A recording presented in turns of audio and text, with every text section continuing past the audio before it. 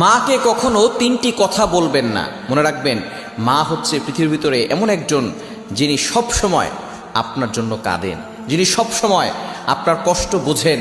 ওই মায়ের সাথে কখনো খারাপ ব্যবহার করবেন না। মা সবচেয়ে বেশি কষ্ট সহ্য করেছেন। আপনি যে দুনিয়াতে এসেছেন, 10 মাস মায়ের পেটে ছিলেন, কত লাতি গুতা মেরেছেন, মা কত লাতি গুতা সহ্য করেছে, আপনাকে কখনো বোঝা মনে করে নাই। প্রসব ব্যথা যখন হয়, একটা মানুষ সর্বোচ্চ 45 ইউনিট ব্যথা সহ্য করতে পারে, কিন্তু একজন মা 57 ইউনিট ব্যথা সহ্য করে। কেন ইমাজিদের আপনি কল্পনা করতে পারছেন কতটা ব্যথা সহ্য করে, প্রসব ব্যথা সহ্য করে তারপর আপনাকে দুনিয়াতে এনেছেন।